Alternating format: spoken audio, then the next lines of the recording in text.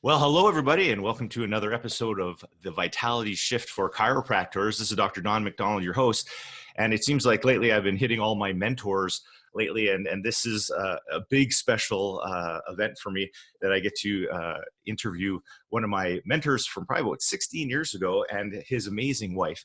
So I'm going to introduce her first because it's always ladies first. Thanks. So we're introducing Dwyer, Hansen. And she was back and she crushed it in real estate. Then after that, she became a wellness coach and a clinical hypnotherapist. And now she's written a book with our other guest that we're going to talk about later in the podcast. So welcome to the podcast, Crystal. Thank you, Don. Happy to be here. Thank you. And then of course, my mentor, I've just told him before the call, I saw him at multiple Parker seminars.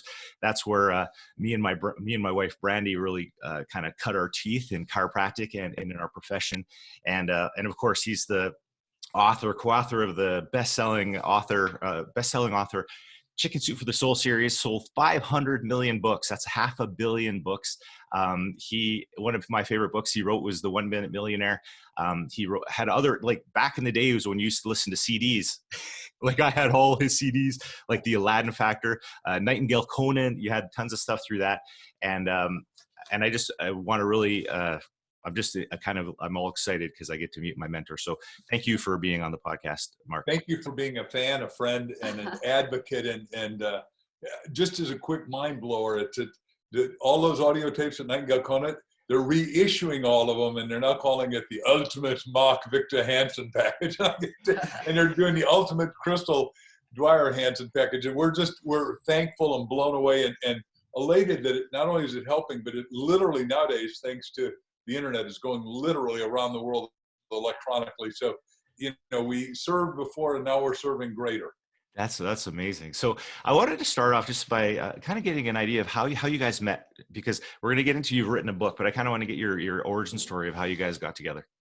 So I had a coaching practice in Scottsdale, Arizona, and my mom got an email one day for an Author 101 seminar in LA. And I was just in the middle of writing my first book, Pure Thoughts for Pure Results.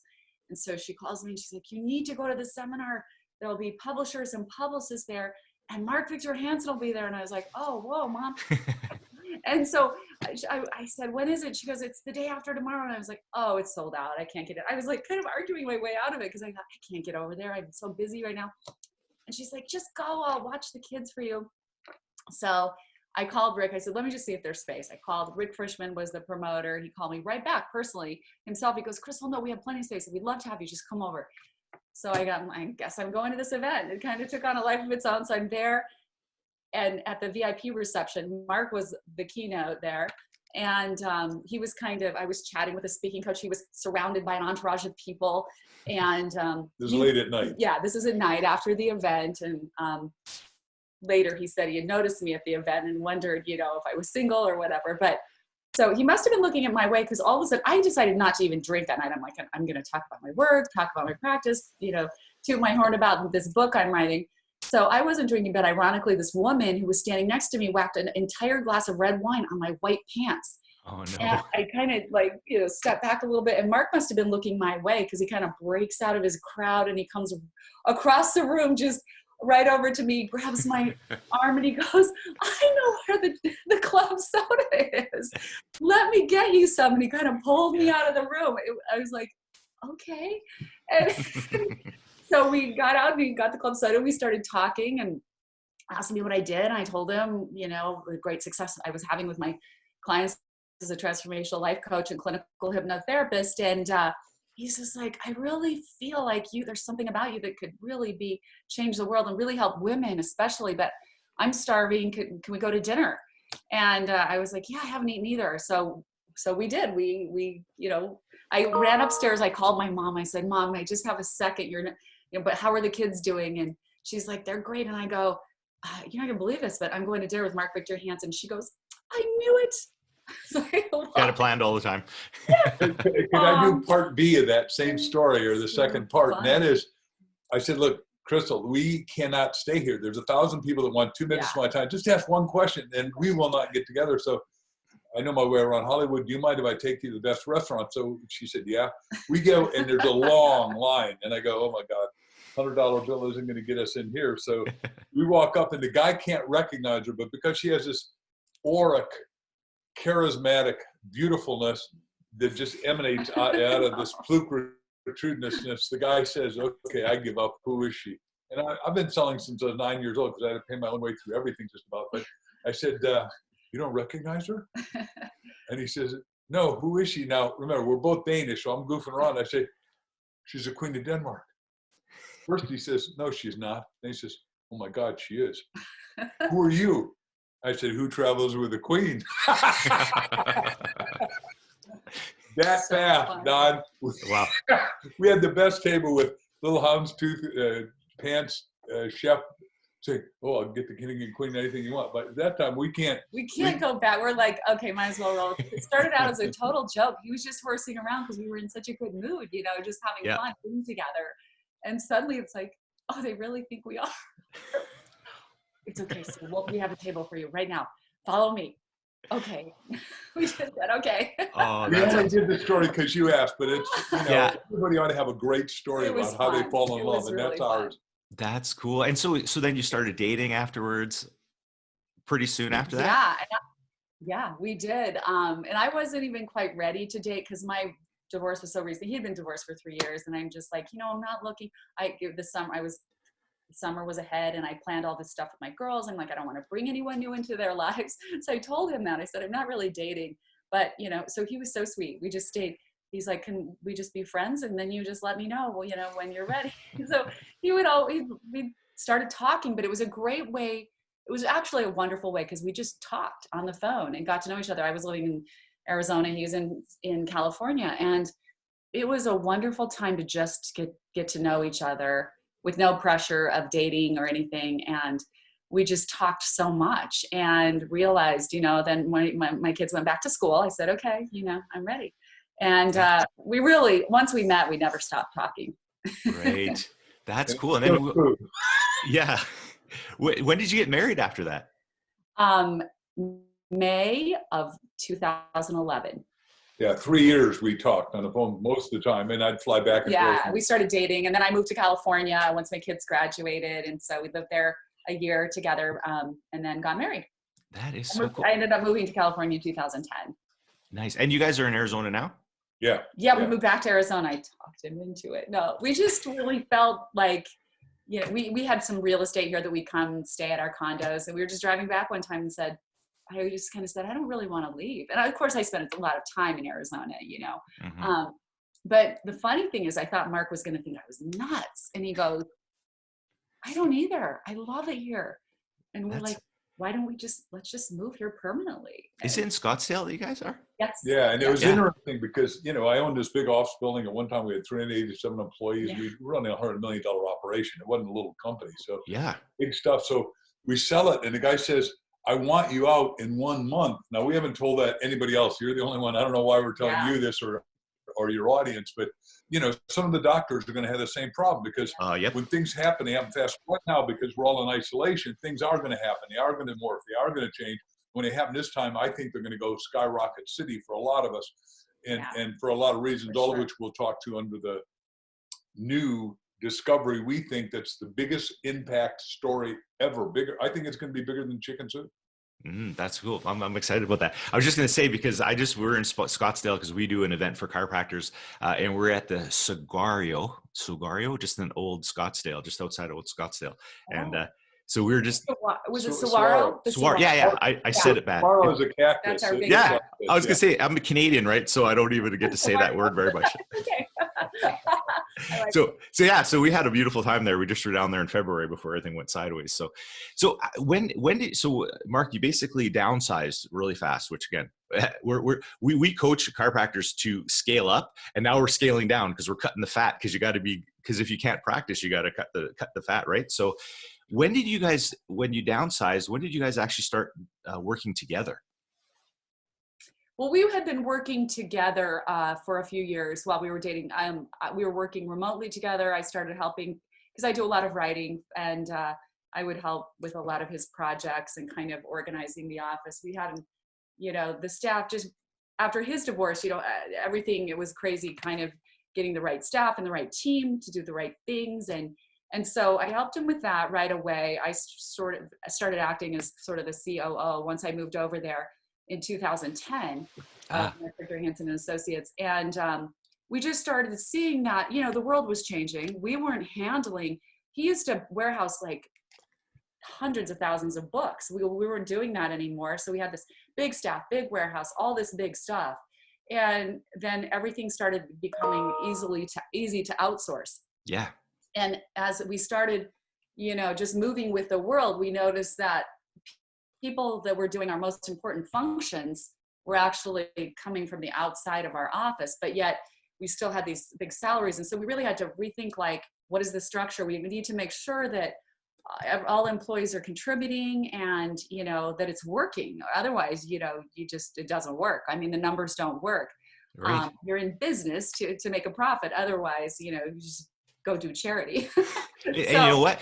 That is so relevant to chiropractic too, because it's so easy to get overstaffed and have a whole bunch of overhead that you're not really using it efficiently, right? Oh yeah. Because everybody's got to create their own ROI and return on investment, for those who don't know the languaging of economics and business, which, like you said, one of your favorite books is my series, 1 Minute Millionaire. And what we decided as we started to contract, we thought, I'll just do the worst case. We had hired an MBA from a top school, and I asked her one question, Crystal asked her another, and Crystal asked her to do something. She said, that's not my job. So wait. We own the company. Whatever we tell you your job is, your job is. She said, no. At school, they said, this was my job. I said, no. When I was in graduate school working with Buckminster Fuller, I studied universe. The whole universe is your job. You got to clean toilet, that's what you do. Now, we weren't asked her to do that. And I said, number two, by the way, because you're supposed to be an MBA, do you know the law of 72? Don, do you know the law of 72? Yeah, is that compound interest? Yeah, any interest rate you divide. So, but she didn't know that. And I thought, wait a second, next. She was out. Yeah, and we tried to be a great example to our employees. Like, there was no job we were above. If we were, having a group over and serving lunch, sometimes we'd go get some food and have people prepare it. And one time they were complaining. I said, I just jumped in. I said, oh, let me do it then. Yeah. They were grumbling about making a salad, pouring a salad in a bag. And I said, hey, no problem. If you've got more important things to do, let me do it. We're not above sweeping floors. So it's, trying to get people to see that every function is important. No one's above anything, including us. So the 2 points here that your doctors and their CAs and everything need to know is everyone's going to have to pivot. Everyone's going to have to, right? The three things you got to ask that we're teaching in this book are your goal and purposefulness when you ask. Number one, what do I love to do and what am I best at? Yes. Number two is, what is universe going to pay me substantially for? And it may not be what you've been doing, right? Everybody can get a return on investment. Everybody, we believe, and we're teaching and ask how to do, she calls it mind excavation, how you find out what your inner resources are to show up in the outer world. In chiropractic, we call it top down, inside out. And as I think, I got 3 honorary doctorates, one from life. And anyhow, so the point is that we think it's the most exciting time, but you individuals have to stay awake. They got to be reading self-help action books like, thank God I've had the lifetime of reading and I read touched some part of every book that exists in the industry that I know of. and I've written now 308 bestsellers, so I think I know something about the book business. Yes. So that's what we believe. Now, how did you come up with the book? Were you guys did you already move to Scottsdale and then you're like, hey, let's what's our next project? Yeah, so we had moved to Scottsdale and we got involved in a number of things. We're really involved in clean energy. We love that. But, we're so blessed to meet so many people. We're still doing our speaking and inspiring and other types of writing and things. But we just started noticing that there are kind of two groups of people in the world, and both groups are smart, likable. They want great things for themselves, often very educated. But we noticed that it started to separate into two groups. There's one group that's really good at getting what they want, and this group's just not very good at getting what they want. And it was so puzzling to us because we're like, this guy is fantastic. He should be on TV every day. This woman could run a city, but they're barely getting by. What's the difference?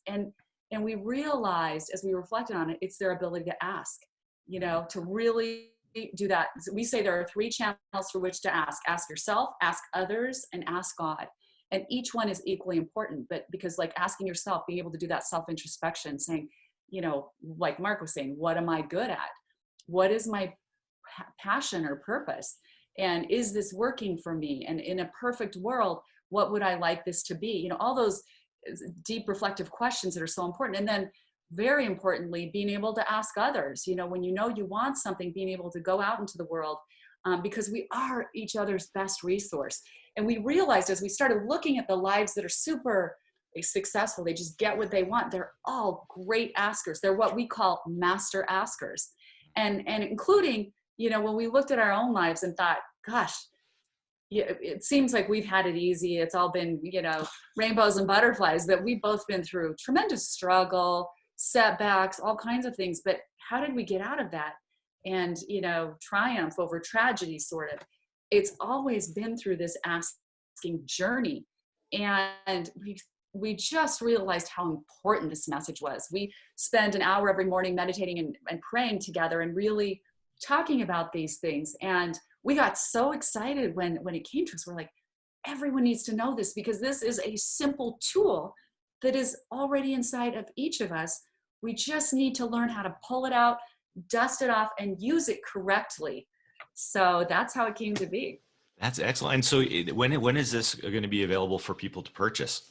Well, it's on pre-sale right now. Nice. The Bridge from Your Dreams to Your Destiny at Amazon. And so yeah, the official launch date is April 28th. All the books will be shipped out April 28th. So we're saying, get your book now, because we're going to do this.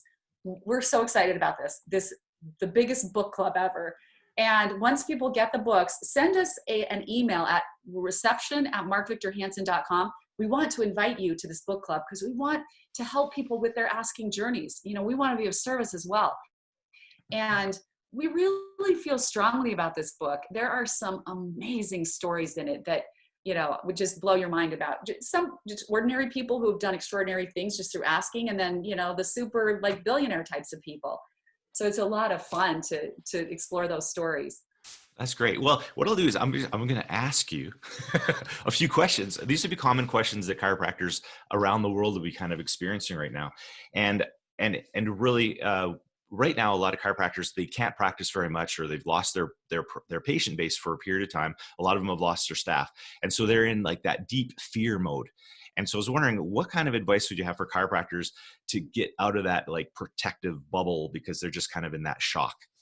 Okay, so let me talk. One of the stories we have in there is a great story by a brilliant guy named Jim Stovall, who I'd like everyone to study a little bit. But Jim is like the chiropractors, except he was becoming an NFL superstar at 18, 19 years old. His whole life, his thought, his magnificent obsession, I'm going to play football. And he's a big guy, fast, and they recruit him. The medical doctor said, look, Jimmy, I'm sorry to tell you this, kid, but 6 months from now, you're going to be permanently and forever blind. I get goosebumps telling you because it's such a great story, and it's got a good end in a second. But now he's in a little room, 9 by 12, self-incarcerated at his parents' home, and is grumbling. He's got a radio, he's got a television and a telephone. And his parents said, look, Jimmy, go to the blind meeting. Maybe they can tell you something. He goes to the blind meeting, and all they're doing is the same misfit complaint rather than figuring out how to triumph over tragedy. So he sits next to this woman who is a blind stenographer in a law firm. And he says, you know, I used to love to watch thrillers, and I used to love to watch them throw a right punch, but, you know, I can't see any of that, or squealing tires. Somebody ought to do something about that. Here's the key pivot question. Everybody needs this. Why can't we do something about it? And that's what every doctor, every CA, every person that got laid off has got to ask. Why can't we do something about that? And metaphorically, he looks at her and says, yeah, why can't we do something? Why can't we fix that? And they created narrative television, Don. And because you and I are sighted, you don't even know it exists. But 14 million people around the world every day watch narrative TV at $10 a month, right? Great idea, and it's big. I meet Jim inadvertently, Charlie Tremendous Jones, who you obviously heard. Yes. And Charles and I are very close friends. I've been to his home in Harrisburg, and we've been to each other's places lots. Charlie calls me up and said, look, Mark, you know, you're selling 15 million books a year. I know you haven't got time to breathe, but he said, this is the most important book you're ever going to read by Jim Stovall, a blind guy. and I need you to write the forward and write an endorsement. I said, God, Charlie, I love you. You and I are close friends. Like most people there know, Charlie hugged everybody, right? Yep. And he picked you up and kiss you even. He said, I can't kiss girls, but you guys, I don't worry about. Charlie had the big heavy beard. Charlie said, look, I said, okay, Charlie, I don't know how I'm going to do it, but I read the book and I was wowed by it. So I wrote, this book is so powerful, it has to be a movie. And because I endorsed it, it ultimately became a movie, made $100 million. And Jim now says he is endlessly thankful. And if he lives 100 years, he can't thank me enough. But most important, we put the story in Ask because it gets everybody out of the quandary you're talking about. And he said, I now write books that I can't read. I now make movies that I can't see. Wow. And everybody's in isolation. I mean, it's not that there's 8 billion of us in isolation around the planet. So it's not like you're a one-off, or any doctor or doctor's wife or spouse or employees are a one-off. We all have the same pivot. Why can't we do something about this is the leverage question that we're saying everybody's got to ask, because everything needs fixing everywhere. Right. And the breakthrough for Jim came from literally the worst time in his life. And that really can happen for all of us, Don. It absolutely can. I mean, we just need to, I tell people right now, it's easy to get scared, but once we start to give into that fear, we kind of start to collapse into it. And there's nothing productive about that, because this is going to end. It's going to end, and it's probably going to end sooner than we think. Right. So we need to think of this time as really good time. Like, what if someone just gave you these weeks to work on a special project, to work on yourself, to work on your plan, to become better? What would you do with this valuable, valuable time where you don't have any distractions? There are often times we think when we're really, really busy with our businesses, oh, if I only had a few weeks to do this. Well, you have a few weeks now. So let's do it. What are we going to do? How are you going to come out of this? If you knew that you're going to come out of this in 3 or 4 weeks or sooner, who knows? And what would you do with that time? How are you going to come back better, stronger, smarter?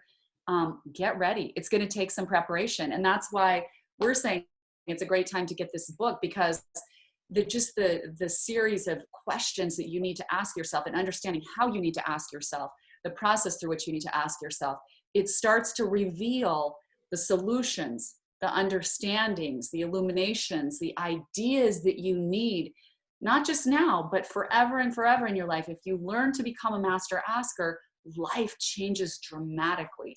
And everybody that, gets the book and sends us a receipt from Amazon.com to reception@markvictorhansen.com, they're going to get a whole series of things. First of all, they're going to get copies, stuff from us that you can't believe. We're going to do the biggest book club, and we're doing a video book club that no one's ever thought of before, that is dynamic, inviting, compelling, irresistibly edifying, and it's going to motivate you and launch you to, because what we're trying to do, the last word in the subtitle is your destiny. We think everybody has a great destiny. If you're alive, you've got a destiny. Now, if you haven't fulfilled it, of the 3 questions, and one is ask God. When I was bankrupt and upside down, 1974, and lost $2 million basically overnight. You know that story. Yeah. And I was hiding out and hiding under the sheets and all that. And I'd sleeping on a sleeping bag in front of another guy's room. One day after I'd listened to this audio tape again and again, I thought, oh, that's what I'm supposed to do. God, what's my destiny? Oh, okay, I'm supposed to be a speaker. I don't know how to do that, but I was living in Hicksville, Long Island, New York. There were 4 of us in the house. I went to my 3 roommates at breakfast. I said, hey, any of you guys know anyone that's young, that's not a cotton top, that's not a doctor, that's not a lawyer, that's speaking? And one of them was a real estate guy. John said, yeah, he's out in Hauppauge, Long Island, New York. He's a few years older than you, but he's brilliant and funny. And I go out there, because I asked my roommates, remember, ask God. He said what to do. Ask yourself. Well, then I want to do this. And then ask others. I asked my roommates where. I go out to see this guy, 3 hours. He mesmerized the audience. I asked him at lunch. I said to Chip Collins, I think you met at the speaker thing. I said, Chip, can I take you to lunch? He said, yeah, I love people buying me lunch. I said, I want to do your business. He said, kid, chances 1 in 1,000 you're going to make it. And I'm asking him, and he's turning me down. He said, you ain't going to make it. But he said, I'll teach you if you stay out of real estate, which I'm in, do life insurance. It's a bottomless pit for motivation. Humma, 1,800 companies. They roll over 90% a year. Just do that. And 2 weeks, I'm going on vacation. I'll see you. You're not going to be here. But anyhow, he came back, and I was doing 4 talks a day for the first 3 years. I did like 1,000 talks. I'd do it 6 o'clock, 10 o'clock, 2 o'clock, 8 o'clock at night, whatever. And then in between I'd sell seminars, you know, and it was a mind blower. Tony Robbins and I are the only 2 guys that did 1,000 talks a year for the first 3 years when we were chatting one time. Yeah. And so the point is, yeah, the doldrums are hitting. There's no wind, but you got to figure out when the wind comes back, it comes all at once. So you better be ready. And what Crystal's saying, you ask yourself, ask others, ask God, put it in writing. As you know, that's a mystical powerhouse. 101 goals, baby. Yeah, there you got to have your goals. Now, the other thing we've discovered about goals is that, like, if you looked at my phone, you can't see it, but all of our goals are on the wallpaper. Whatever your goals are, how many patients you want to see, how much money you want to earn, you know, you look at this 60 times a day. It behooves you to start setting your goals. And you've heard me say it before, brand them into your brain, etch them in the fact of being doctors, you know, and be a better practitioner than you've ever been before. And I believe in high volume practice, because the more you do, the better you get. Just like more speeches, more books you write, you got to ask yourself, what is it I can do to be magnificent and wonderful and fulfill my destiny? That's amazing. That's good. Now, I have a question about sabotage, because again, a lot of times with chiropractors, if they kind of get a little bit more successful than they're comfortable with, sometimes they self-sabotage. And I was wondering if you guys had any thoughts on how, because this is a good downtime for people to make sure they don't, when the sales come back, they don't take the air out of the sales. So what kind of ideas do you have on self-sabotage? Right. Well, that's where we have a set of questions in the book called self-intervention questions. And, you know, so really sitting down with yourself and saying, basically, am I afraid of my own success? Am I intimidated? Do I believe I can really be successful? And if not, why? What kind of baggage am I carrying inside of my subconscious? I deal a lot with subconscious programming. And so what kind of baggage are you carrying with you that's telling you you're not worthy, you're not enough? In the Ask book, we have what's called the 7 roadblocks to asking. And it's important to look at those, because we all carry a little bit of at least one of those roadblocks: unworthiness, doubt, fear, naivete, all of these things. So, you know, it's really powerful to look at those and read the stories around those, because we put some powerful stories around in every subject we talked about, because we learned so much from other people's experience. A story is a metaphor for our own lives, and a metaphor is a pattern for our brains to follow. And so those stories, it's not just reading stories, it's really putting this pattern in our mind that frees us to do or to learn what other people have learned and done. So, yeah, I mean, the self-intervention questions, this book is perfect for this situation right now. Now, and I know we have a little bit of time left, but I wanted to ask for Mark, because this is what he's really helped me with in the past. Some chiropractors have stopped dreaming because they've failed enough times that they've just kind of given up.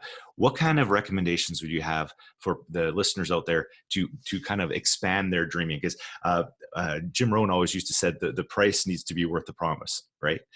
Or sorry, the promise needs to be worth the price. So what kind of words of advice would you have to help expand that thinking? Because you had that program, Think Bigger Than You've Thought Before, right? Yeah, how to think bigger than you ever thought. And by the way, they've just brought it out again. But back one other thing, Jim Rohn and I traveled around the world doing all the leadership seminars. And I love Mr. Rohn. He was profound and brilliant. And he said, you know, wages profits are better than wages, which is what a chiropractor does. If you get a good practice and build it, then you can have support. So what happens is you've got to start thinking, and you've got to pretend if you're stuck, right? You got to start asking yourself, what if I had $1 million, 10 million, or 100 million? What would I do with my practice, and how would I make it better? And what would I do insightfully that is different, more exciting? What would be my magnificent session that would make me tingle with zeal every morning when I woke up, so my feet had hit the floor? And we call it the 3-second rule. You ask yourself, what would you do in 3 seconds, and just want to race into it? Like I think you can see the enthusiasm that obviously it's lasted me 72 years, and she's much younger, of course, but 21. Yeah, no, there you go. I haven't figured out how to answer that one yet, except that my energy level is good enough that we climb the mountains every day. Amazing. Yeah. He wears me out. Yeah. We got energy that has energy, and I'm going to live to be 127 for options for renewal. And our book lists all the goals that I wanted to do. Like I've climbed all the highest mountains, Kilimanjaro and Whitney here and Fuji and all that stuff. What is it you want to do so your practice is a delight to you, is enjoyable to you, is exciting to you, is a mandate that you want to really go help people and source and serve them at levels you've never even thought you could do before, and make your life dynamic, passionately purposeful, and exciting. But it's all done with one thing. You got to learn how to ask. That's why we sound monomaniacal here, but we know that asking gets the stuff, and everybody that's gotten to pre-read it, we got to do a test on it, is falling in love with it. And I said, I'm reading it a second time. This changed my whole life. I've repivoted. And we're asking everybody to become master askers. That's amazing. So I know all my listeners are going to go and buy it. So that's going to be great. And then they'll send you a little note so they can get all your extra stuff. And then the last thing, just because I know we just have a couple minutes left before you go, you have chiropractors all over the world. So in Australia, New Zealand, UK, Germany, Canada, United States. Some of them are a little bit, maybe need a little inspiration, or a little frustrated. What kind of parting words of wisdom would you like to leave the listeners with today? I think, for me, I would like to encourage everybody to make a plan for when we all get back to work. How can you connect with your clients better, your patients? How can you connect with them at a heart level? That is so important, because a lot of times we get agenda driven and it's like, I want to see this many patients and do this, and it's great. But how can you serve them better and connect with them at a heart level?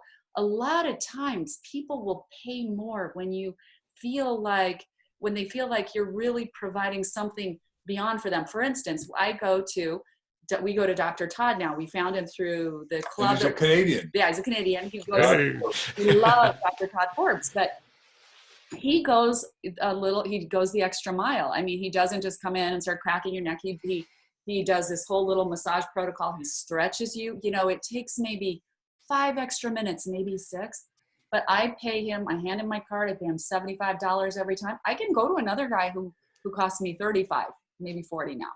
But I'll go to Todd every time, because I know he's going to take that extra 6 minutes and, really care about, making sure my muscles are loose, making sure I understand the stretches that I need to do. And just that little extra. So this is a great time, you guys, when you're sitting there. How can I connect more with my patients and their needs, and really create this powerful bond? Yeah. So I understand them better, and I guarantee you will have the most devoted patients you've ever had. And then, just because, as you know, I helped out chiropractors, and you listen to all my tapes, like how to build $1 million cash practice and how to hire a perfect chiropractic assistant, and on, and great stories. I'll do one story and then I'll do the real solution I gave you guys. Okay. We did chicken soup with the chiropractic soul, but Dennis Nikotau, you may remember his thing. He carried rubber bands with him everywhere, and he said, give everyone a rubber band and have them wrap it tight around their left index finger until the finger starts turning colors. Real quick, Dr. Don, what color does it turn? Purple, then red, then black, then it falls off. And he says, so he says, can a PT, a physical therapist, cure it? And they go, no. Can a medical doctor cure it? No. Can a massage therapist cure it? And he goes through 12, and he says, who's the only person that can get rid of a subluxation? And there's only one person, and that's a DC, a doctor of cause, a doctor of creation. And what I believe, and that's awesome. I love it. It's like our buddy John De Martini, who's one of our closest friends, says, everything's divine when the spine is in line. You need to know those kind of lines. You need to learn that stuff and watch all my videos online. But here's what we did when we did that. As you remember, is that America was out of blood, and Liddy Dole came in. She was head of Red Cross, which we're back friends with again, and doing some stuff with. And we said, look, we'll give a little sample book to everybody if they give blood. But she said, I can't get anybody to come. So we did all the chiropractors in the States and took all 800 Give Life. And if you reactivate your old patients this way, when this starts again, do the same thing. 800 Give Life. I don't know. You can get the number in Canada. Yep. Give a free pint of blood when we'll have the blood mobile here in front of my office for a week. I'll give you a free adjustment. Once they're back, if you treat them like crystals say, go the extra mile, the extra smile, the extra attitude, the extra thankfulness. Remember to text them afterwards. So glad that you came to our practice today.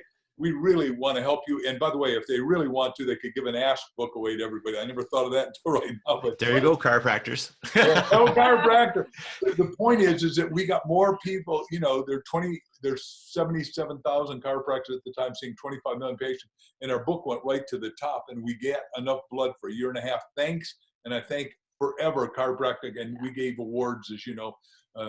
The secretary of Red Cross, Liddy Dole, did that, so it was wonderful. That's great. Well, I know you guys got to run off to another call, and I really appreciate you taking the time out. This has just been a treat for me to be able to interview you guys. You guys are amazing. So thank you very much for the time. Thank you, everybody. Thank you, Don, and thanks everybody. Okay, until next time, don't forget to crush the curse.